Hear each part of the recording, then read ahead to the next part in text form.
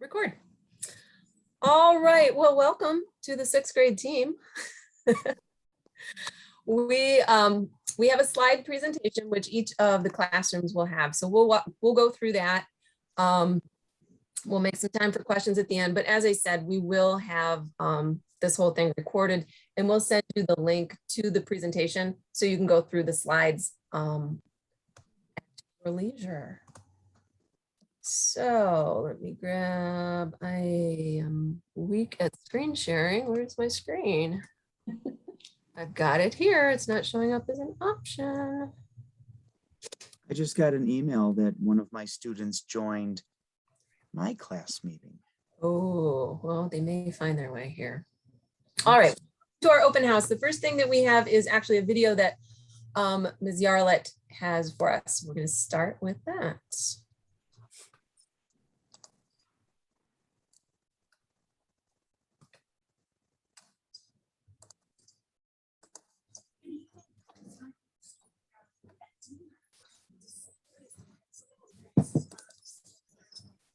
I think you forgot to share the sound. Oh, I'm bad at this. Oh, It's been months. We're Zoom It's rusty. been months.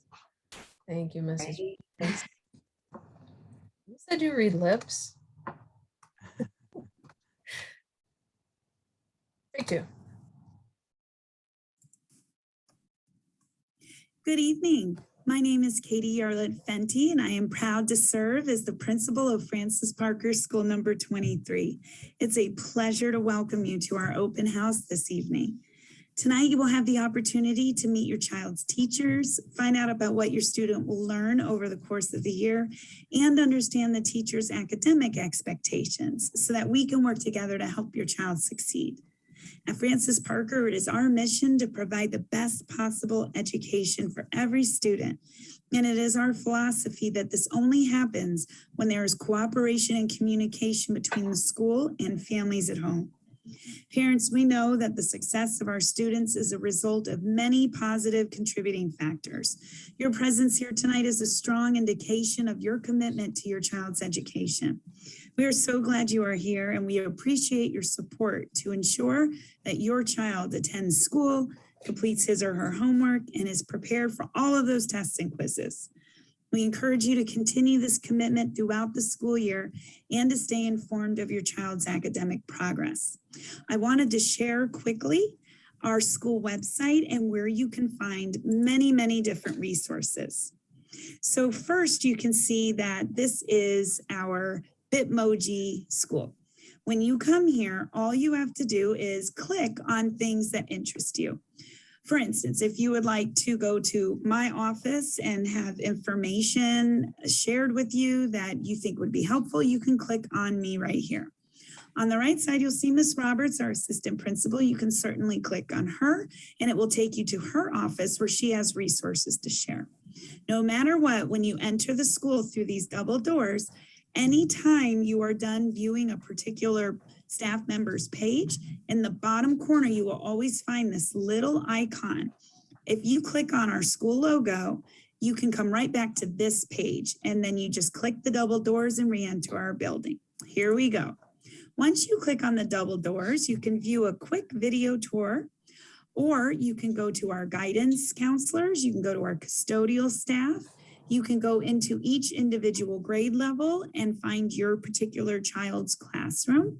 You can also click on the specials to learn about music, art, library, and PE, related services, support staff, office staff, the nurse, and intervention teachers. And again, down here in the right corner, you will see our logo. If you click on it, it takes you right back here.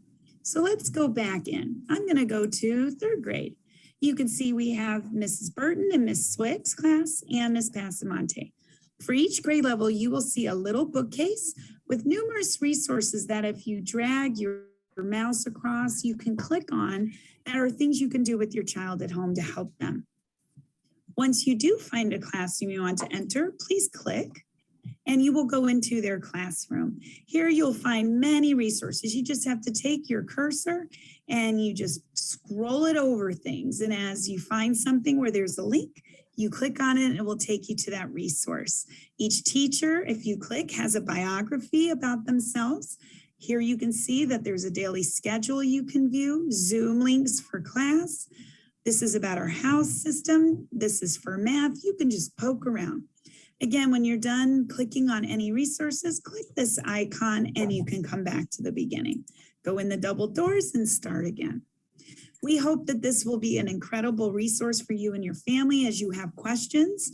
This is a wonderful place to come. And of course, up at the very top, you'll see all our Francis School Number 23 updates. This is updated regularly with the most important current information that you need to be aware of. I highly recommend you check this weekly, as everything here is something that you will find useful. So with that, I want to go ahead and let you guys go into your teachers' classrooms and enjoy your time learning all about your children's teachers and what they're learning. Thank you so much. Have a great day. Okay, well, we are the sixth grade team. I am Sheila Howland, and I am the special education teacher for sixth grade this year in the co-teaching classroom with Mrs. Rothfuss. And I started teaching about 25 years ago. I took a little break to spend time home with my kids, and then I came back as a special ed teacher about 5 or 6 years ago.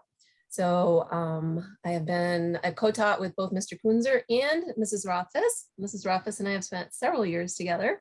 And both Mrs. Rothfuss and Mr. Kunzer have taught my own children who are 23 graduates. Yay. I don't know how to follow that. So I have been a sixth grade teacher at School 23 for a long time. I've only been at School 23. I don't know if I could ever go anywhere else, although I always joke around, maybe this is the year. But I say that and I'll just stay because it's fun. I love School 23.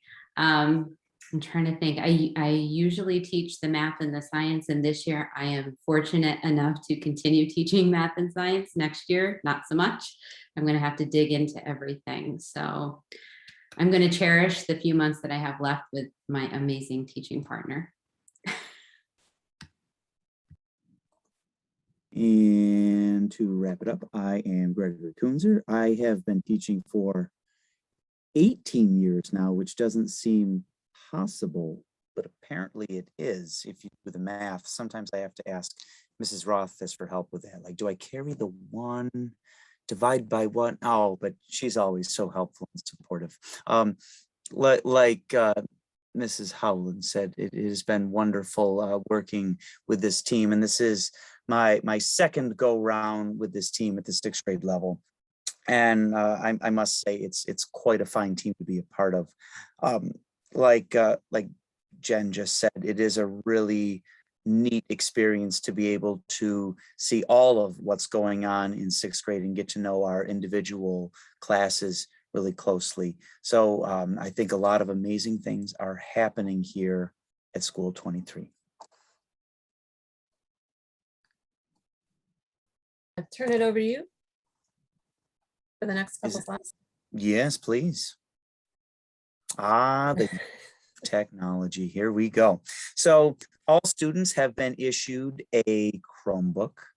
Most often, those Chromebooks can travel back and forth, although we do recommend that they travel back and forth safely, as they are not always so quick to replace and to repair.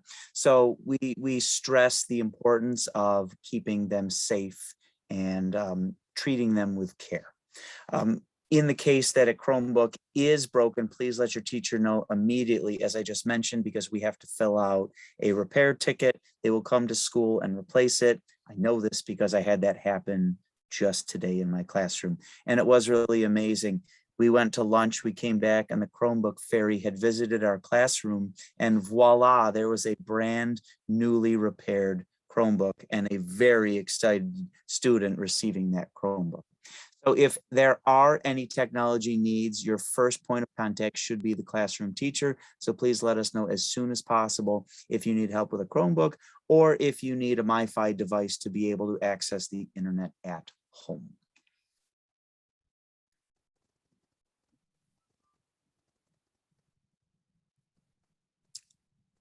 Here we go. Whoop, too far. The code of conduct. Yes, we're going to start with that cell phone policy, which has been talked about quite a bit so far this year. The school policy is and has always been off and away during the day. And that is if the phone actually needs to go with the student to school. Our advice and our recommendation is that cell phones do not do not come with your child to school unless it is an absolute necessity. Cell phones must be out of sight and off of their person throughout the entire day. They must be powered down. We recommend keeping them in a book bag away from the place. We do have a 3-strike system in place where the first time a student is on their phone, they will be given a verbal warning by an adult in the building to put the phone away, turn it off, and put it in its proper location. The second warning will be the confiscation of the phone by the teacher, and that will need to be given back to them at the end of the day. If it happens 3 times, the phone goes to an administrator or in the teacher's possession and cannot be returned until a parent comes in and has a meeting to return that phone. So again, we will stress phones really should not be coming to school unless it is absolutely necessary. Many students ask, well, what if my mom needs to call me during the day? You can always call the school office and any messages can be relayed from the office to the student. We do not expect that students are sending text messages to family members, fielding phone calls from family members during the day, because that is only a distraction in the learning environment. So again, please leave the cell phones at home if at all possible. If they do have to come in, completely powered down and off of the person throughout the day. Moving on to the dress code. As most people know, we do not any longer have the uniform policy at School 23. However, uniforms are still encouraged if children would like to wear them. We are still following the RCSD school dress code. That does allow students to have a little more freedom in what they can wear. However, there are still some guidelines there. Oh, do I have to read? I don't have to read that, do I? I don't really want to read that, but I feel like people can read that and use common sense when you are sending your child to school. If there is an excessive amount of exposed skin, it is most likely against the dress code. We do ask that students come to school dressed neatly and in clothing that you would think means school appropriate. Exposed midriffs, absolutely not okay. The shirt should cover the entire midriff area. Shoulders should be covered. We don't have spaghetti straps. Excessive holes in jeans and pants is not okay. Please make sure that the students are dressing their best when they come to school and that the clothing choices are not a distraction from the learning environment.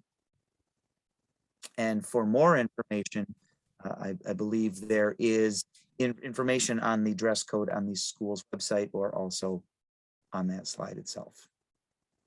Great. Thank you, Mr. Kunzer. And as Pleasure. we share the slide deck, so all of these links you'll be able to access yourself, okay?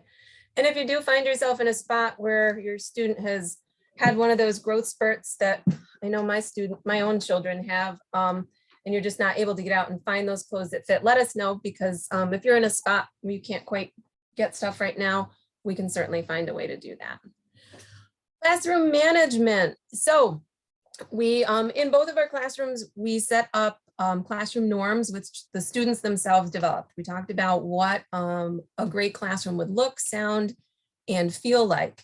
And then based on those things, such as feeling safe, looking neat and clean, these were all things that the students came up with, sounding like a productive work level. We made our norms, such as we will respect each other, we will apologize, we will forgive.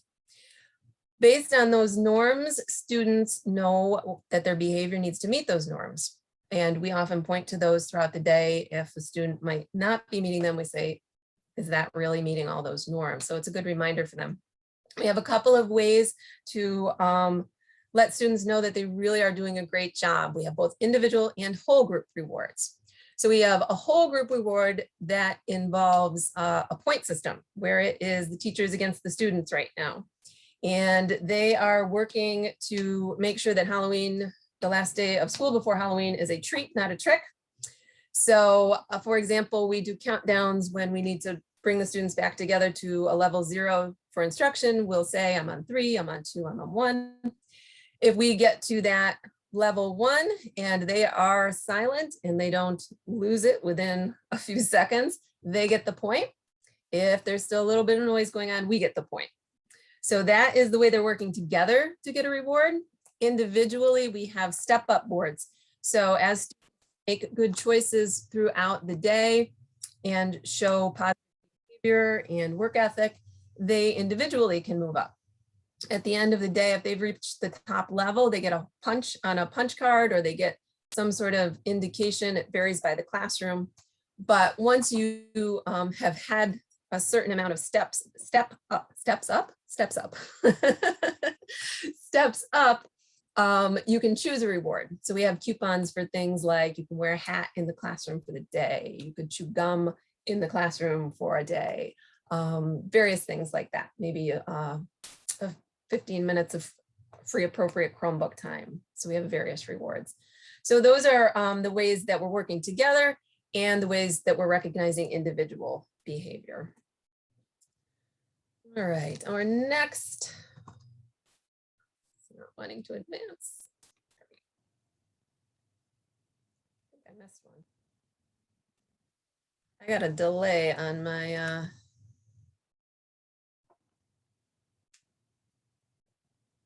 one before that, wasn't there? Sorry. So we do recognize everybody has bad days, and this is something that we talked with the kids about. When we ourselves are having bad days, we try to model for them what we should do to handle that. So we might actually say to them, I'm feeling really frustrated right now, but notice that what I'm doing is I'm taking a breath and, you know, I'm not yelling. So we want the students to know that it's normal to feel sometimes and that there are healthy ways to handle that. We hope that the students, we're creating an environment where they feel that they can talk to somebody about it. It might not be us at that moment, but we do allow them the opportunity to find a trusted adult in the building. Students have relationships with adults throughout the building. So we do allow for that. We also allow students time for a break. Sometimes they just need a walk or something. And so we'll give them a pass and we'll say, you know, I know sometimes they want to do a loop through. So I'll say, so-and-so has a pass to walk 2 loops, and I'll put the time that they leave. And then if anybody sees them, they know they're allowed to do that. This is pretty much our daily schedule. We hit the ground running. Kids come in and they unpack and eat breakfast and they are off to their specials classes. Once they come back, we go into our humanities block, our ELA and social studies. And then we have a nice little lunch and recess break, which is roughly an hour of time. When they come back in order to kind of adjust and regulate ourselves after that running around, we do a little quiet deer time. Some students choose to use that time to get some homework done or ask us questions about homework and that sort of thing. Then we go into our STEM part of the day, our math and science. And then around 2:40, we start our wrap up, because around 2:45, 2:50, the first group of students leaves the classroom. Our specials teachers have each included a slide, and we're going to share this slide deck with you so you can go through them. Some of them have put links in and like that. But we do have a librarian who is new to the building this year, and we have a full-time librarian. So 2 days a week she's teaching classes, and 2 days a week she is offering us times when the students can go and check out books, when they can do research. And so that's going to be really instrumental as we dig into our science and social studies units. Most of you probably know Ms. English. She has been our art teacher for a while now, but she is also full-time this year. So that again allows her 2 days to teach, and it allows her 2 days to do an art club where she's pulling small groups of students and doing some fun projects with them. And she has made the art room look simply amazing this year. It really is awesome. Ms. P is amazing and awesome. She started the year with a student teacher who actually just finished with her on Tuesday and is off to a high school placement in Brighton, but she was amazing. She's a Nazareth student, so your children probably have seen Ms. Lee, and hopefully we'll see her again. Trying to rope her into subbing. Ooh, Ms. P is gonna, and Ms. P, of course, does choir and band as well. And the always wonderful Mr. Greer is with us again this year. Mr. Greer is our PE teacher and shouldn't have favorites, but he's my favorite. So again, he has a link there and you can check that out when we send you the slide deck. Ms. Rothfuss, I think you are up. Oh, okay. Yay. Attendance. The best place for your child Monday through Friday from, it's not a 7:30 start time anymore, from 8:30 to 3 o'clock is in school. However, before they head out the door, just do that general COVID-19 screener. So this year the district is asking families to self-screen. So just make sure if there's a temperature, if your child is feeling feverish or not quite right, do take that temp. And then let the school nurse know. So then she can tell you what protocols should be followed. If your child gets sick while at school and is exhibiting symptoms, and we've had this happen and we know it's allergies, but we still have to follow protocol, he or she will be sent to the nurse. And in order to return, your child will have to have either an alternate diagnosis like strep throat or an ear infection, or a negative COVID-19 test. And most of those can be secured at Walgreens, and the district does have a code. It was sent home in the beginning of the year, so the tests will be free to families. And if you don't have that code and need that code and want that code, we can get you that code. Also, I think, no, it's not. The health and safety handbook that was put up by the city school district, I don't think has that code in it, but it does have all of the information around what schools and staff are doing to keep the buildings clean and sanitized.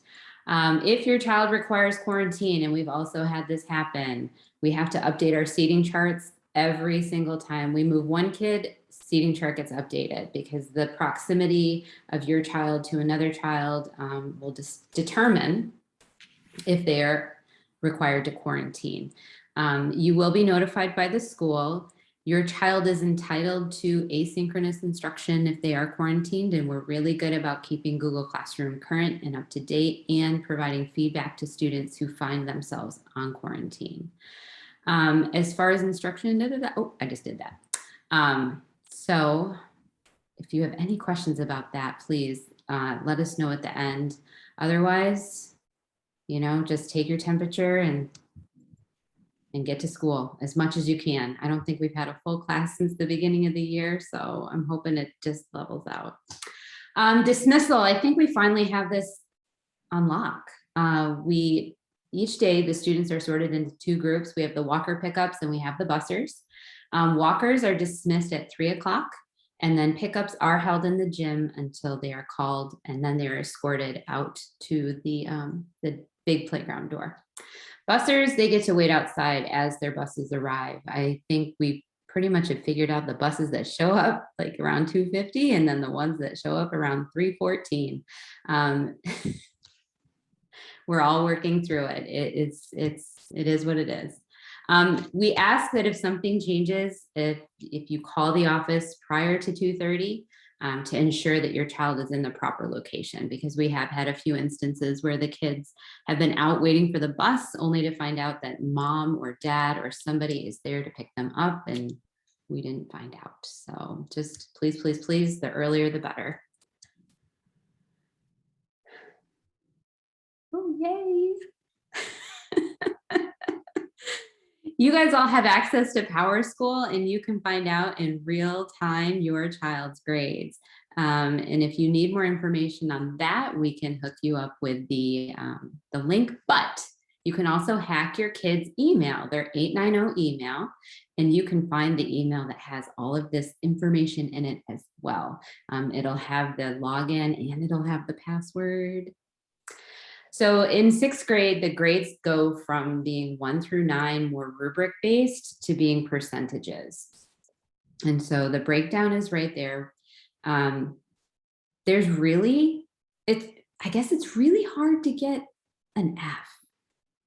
It's really hard to get an, I mean, you pretty much have to be doing nothing, because in each of our classrooms, there are multiple opportunities for students to ask questions and fix things.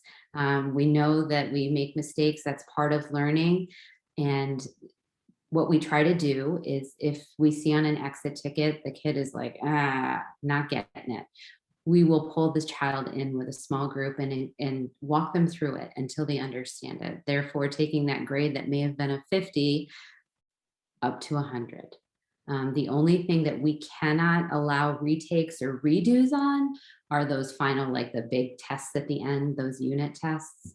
But everything else, they can make up, they can redo, they can ask all sorts of questions. So the sooner you guys can get into PowerSchool and see that live, the live updates, the better. And we've already started having these conversations with the students. So some of them, their jaws hit the floor when they got that 5-week report, or when we've pulled them over and said, I think you need to look at this. They've been really good about it. So yeah, it's going to be different. That first report card is going to come out around Thanksgiving. So you got that long weekend to, reset. But honestly, most of your kids are doing really well. They're really embracing this we're back in school in person thing, and they're really digging this paper pencil stuff.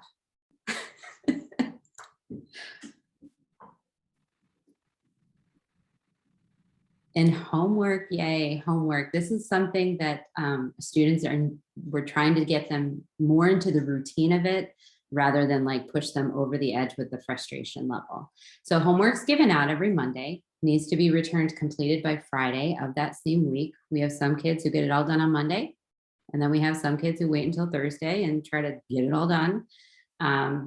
Homework is also differentiated to meet the needs of the students. So if you find that your child is struggling, not because they waited until Thursday night, but they're really just like, it's just not making sense, it's not clicking, set a timer. So start by just setting a timer, and what you get done, you get done. And, as a parent, I would, the limits of your child. So I would set that timer about, for my son, my youngest, about 10 minutes. My oldest, I could probably set about 30, 45. Let's see, what else was there about homework? More about the routine, because next year when they have 6 or 7 classes and they're getting homework in ELA, math, and whatnot. May I chime in quickly about homework? And I know this might be a slight difference between our classrooms, but what I am asking students to do is to complete each day's homework and return it the following day, because both of the ELA and the math homework builds upon each day. So if I catch something on Monday where I recognize that a student doesn't understand a concept, that gives me the opportunity to provide that intervention, maybe fix what isn't working well, and then the rest of the week is going to be much more successful. Now, if a child waits until Friday and says, here you go, well, then we've missed all of those opportunities to be able to fix anything that isn't working so smoothly. So emphasizing that I have homework Monday, Tuesday, Wednesday, Thursday night, doing a little bit each night, turning it in the next day, building those habits that Mrs. Rothfuss was just talking about. I would encourage that, carving out that homework time each night, if at all possible. Back to you.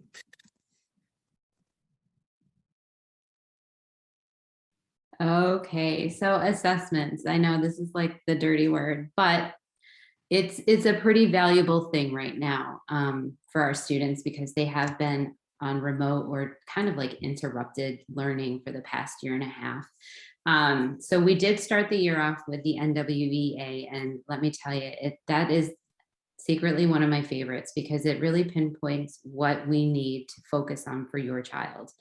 I just geeked out the other night on fraction data, and I am ready to go for the next unit. We also have to do these things called common formative assessments. It's a district-based assessment, and our first one is coming up. The window to administer that assessment has opened, and that really focuses on the first units that we've been working through with ELA, like the ELA skills that we've been working on, as well as the first math unit. And these will be, I would say, probably happening every 2 to 3 months, just to see how the kids are going, so that, as Mr. Kunzer just stated with homework, if we see something, we can intervene right away rather than find out, 3 months later, they really didn't get that. The Fountas and Pinnell is a reading assessment. It gives us your child's reading level. So it's nice to sit down and listen. So there's a fluency piece to it, and there's also a comprehension piece. And so we sit and we listen, and we can make adjustments right then and there, which is nice too. We don't have to, again, wait. So your child reads, we just kind of code what they're reading, and then afterwards we have a discussion. And if they get it, that's awesome. We may try to bump them up a level and see where their threshold is. And if they're really struggling, we may go down a level or two, because we really, it's there to inform instruction and make sure that we're providing appropriate levels of text for your child in school. As far as the New York State ELA and math tests are concerned, who knows? Last year, they went ahead with them, even though we were in a pandemic. So something tells me nothing's going to change, and we will be going through them again. Last year, they were modified. I believe it was only 1 day of testing for each subject area, but you never know with the state. So we're all on edge. We can't wait to see.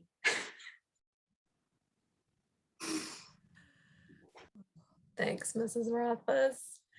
So for our digital platforms, we do use Google Classroom, as we mentioned earlier, which the students are all really familiar with. They used it so much in the last year and a half. So they're experts at it. We don't use it a lot right now, primarily because they have used it so much, and we really do want to get them back into those skills of actually using paper and pencil, using actual books. There's all kinds of things developmentally that we miss if we don't do that and if we don't do those physical skills. So we're not using it nearly as much as they did last year. The benefit of that is when we do pull it out, they think it's a treat. As Mrs. Rothfuss mentioned, if a student is quarantined, we will post and use that platform to provide instruction. One thing that I am doing, I'm trying to get all of the audio chapters of the novel we're reading posted, so that if a student does just happen to miss a day and not hear the chapter in school, they can listen to it when they're home. All right, about our curriculum. So some shifts for sixth grade. The students are taking a more active role, more ownership in their own learning. We're really, really trying to push the students to be the drivers of instruction. And that's across the board. And we have a couple of new curriculums that really work that in our science and social studies. And then we're applying that into our math and ELA too, those strategies. In science, in our classroom yesterday, Mrs. Rothfuss had the students, they essentially took over in a really good way. They were leading the class. They had to come up with questions about the phenomenon we're investigating. And boy, they did it. And then they had conversations with each other about those questions. So that's really what we want to see this year. We're also learning about executive functioning skills, which are those skills like organization, time management, all of those things that are going to be so important, not only in middle and high school, but just in life, right? And another thing that we're doing is we're having conferences with the children, right? We're kind of saying, where do you think you're at? Because I think a lot of times they do something, they turn it in, and then they're not thinking about it. So we're really having them look at the feedback that they're giving and giving themselves feedback. We've started practicing a critique method where they're looking at one another's work and, excuse me, they're offering warm feedback, positive things, cool feedback, things where their peer is falling short, and then suggestions. So we're really looking kind of at building in those social emotional skills in terms of communication and relationships with each other while they're also academically learning. So what are we doing? Well, we have ELA, which involves reading. And as Mrs. Rothfuss mentioned, we are still working on our fluency and just being better readers, getting through a text. But we're also working on finding that evidence. And I know that they started this in previous grades, but it's the main focus right now, being able to say where you're getting that text evidence that supports the answer that you just gave. And this is really important because we're having them apply it across all the academic areas, including math. So they can't just say that they think store A has the better deal. We're doing some unit rates right now. They have to say, I think store A has the better deal because when I found the unit price, it was cheaper per unit. So they're having to explain themselves across the board academically. Writing, we're using the Writer's Workshop model, which they should be familiar with. And right now we're working on narratives, and we will move more into some nonfiction kind of writing as well as the year goes on. And then that speaking and listening, which is actually, we often hear about the in the standards for reading and writing, but there are speaking and listening standards as well, which we're really hoping, as we said, with the communication between peers to develop this year. So we have small group work, we have individual rotation work during ELA, and we also have a novel, which if they haven't mentioned it to you, ask them about it because they all seem really excited about it. All right, Mrs. Rothfuss, I'm putting the math on you. Oh, GK didn't want this one. Okay. That's okay. So math, we are starting out with ratio, rates, and percentages, and we just started to dabble in percentages today. Ratios, rates, they're new for sixth graders. New language, new vocabulary, new concept. So they've really done a nice job launching into something that may have been kind of scary when they heard it. So we are going to wrap this up shortly, and we are going to be moving into arithmetic operations, including fraction division. Now, I know just based on data that fractions are scary things. Like, I don't know, I guess the word fraction just, it should be like one of those frightful words on Halloween, right? So we are going to be digging deep into fractions, but before we get into division, all of the numbers indicate that we need to go back before we can go forward. So we're really gonna set up with a solid fraction base before we get into that division, so that we understand what it means and why we're doing it. That moves us into rational numbers. We really don't dig into irrational numbers that much, but this is where we're starting to extend the number line into the negative realm, the dark side of the number line. Then we're going to move into baby algebra. Yay, baby algebra. We put a little baby algebra in this week. We had, burritos. We were trying to figure out if we had B burritos and we had to pay this much per burrito, how much it would be. So yes, we'll dig into some baby algebra, and then we get into the fun stuff with geometry, where we get to focus in on area, surface area, and volume. And then we're going to wrap it up with some statistics and probability. And it's like scary statistics. It's not like high school scary, but it's intimidating. But these guys have done in years past, the sixth graders have just looked at me and they're like, Miss, this is a piece of cake. I don't know why you're so scared of it. But we'll end up with some statistics and probability, and they are going to be professional graph readers or professional statisticians. Oh, and this is the best part. So we have deviated from the FOSS kits of previous grade levels, which Mr. Beck is like kind of a little brokenhearted about, but he's digging this Open SciEd stuff. So we're piloting the Open SciEd curriculum through the district. We are one of many sixth grades that is doing that. It is an inquiry-based, student-driven program. So the kids are the ones that are coming up with the questions. The kids are the ones that are deciding what we're going to investigate. In fact, they just decided in room 204 that we are going to investigate the light situation in our model. I also did that whole phenomena thing, and I think it's in everybody's head. I'm sure you just heard it. Phenomena. Okay, so after light and matter, we're going to dig into thermal energy. I didn't work with that kit last year, but we are going to be getting some training on it in December. We did do some weather, climate, and water cycling, and just it was awesome. Like hail bombs dropping out of the sky, breaking things. We had to look at these clouds, and now every time I look at the clouds, I'm always looking for the scary clouds. And then we're going to finish up with some rock cycling and plate tectonics. So 6th grade is really like earth science. It's all that earth science, physical science. I don't even think there's a tiny bit of life science in there, but so yeah, it's good. It's fun.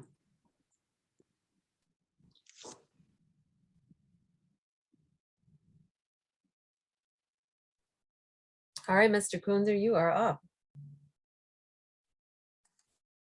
Yay. So I am super excited to talk about our social studies curriculum this year.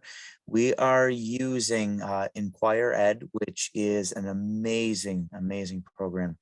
And we as a 6th grade team are focusing on 4 major areas of the ancient world. We're beginning with Mesopotamia and moving into Egypt, China, and the Indian subcontinent. So each one starts with a question. It's all question-based studies, and it really gets these kids thinking about why and what are the connections, and it's putting them in the driver's seat, leading the discussions. We recently kicked off our PBL, our project-based learning experience, and it was a memorable one. I feel like this is going to be one that will stick with the kids. It puts social studies in the now. Even though we're talking about things that happened thousands of years ago, we're making connections between what we see in our own lives right now, and the kids are super excited about social studies. So stay tuned for lots more excitement as the year continues.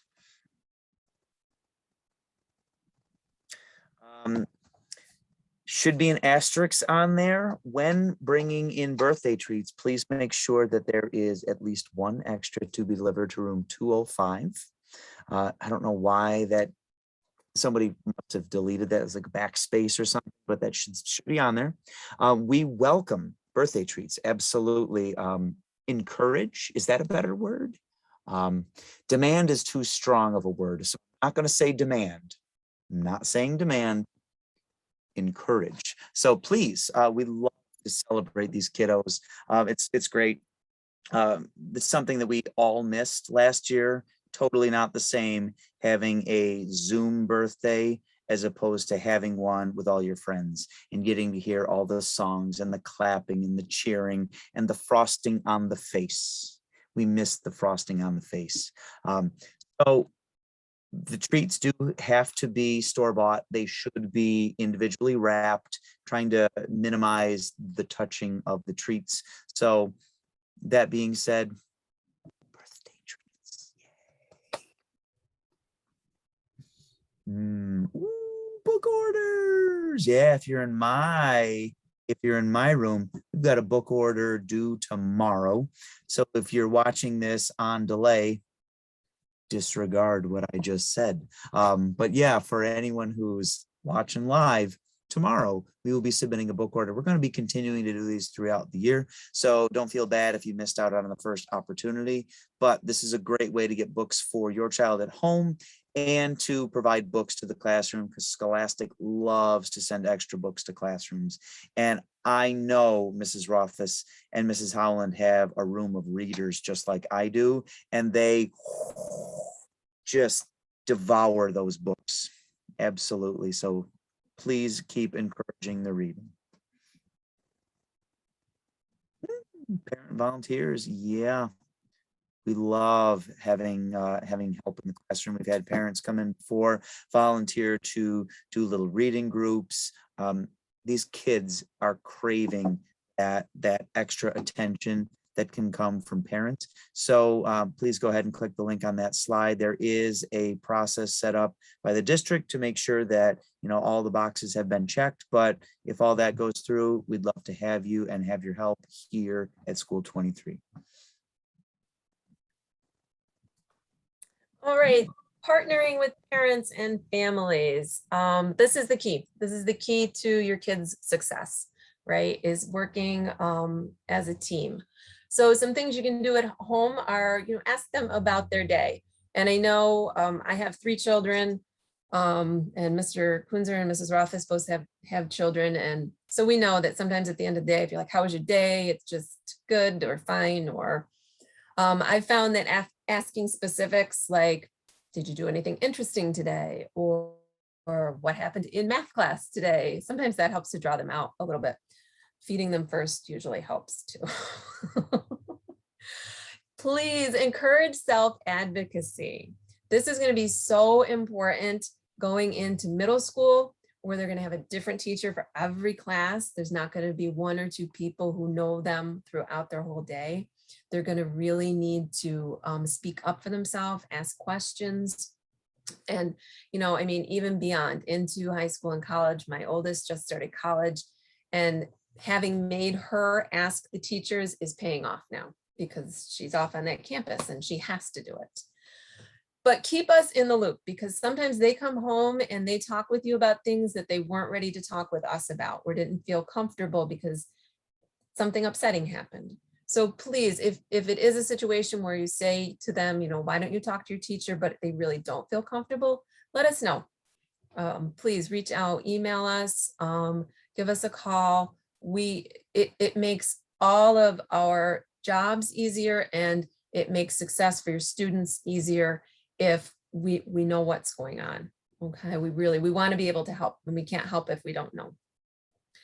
Encourage your children to do things for fun. Reading, comic books are fine, right? If your kids are going to want to read at home, comic books, graphic novels, whatever it is that gets them interacting with story, with print, and ask them about it. Ask them about that novel that we're reading, because I think if you get them going, they start talking, because they are talking about it a lot in class.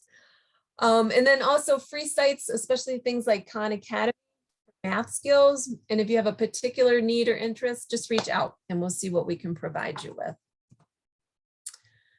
Ways that we communicate, you probably have already seen this. We send out a weekly update, and that comes in email form, and attached is a little update with that. We have not yet started in 204 using an app. I believe, Mr. Kunzer, you use Dojo for some communication.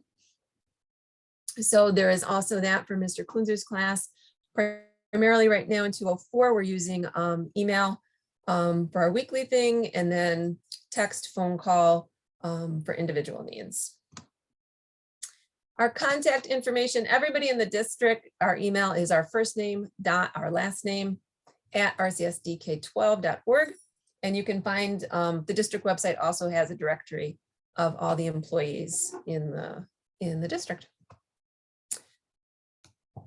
Whoa, we finished 4 minutes before 7. And my favorite's here, Mr. Greer.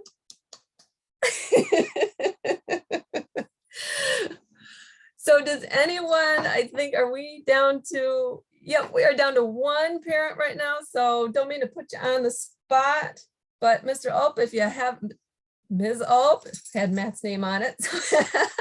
Hi, how are you guys? I'm good, how are you? That was some reveal. I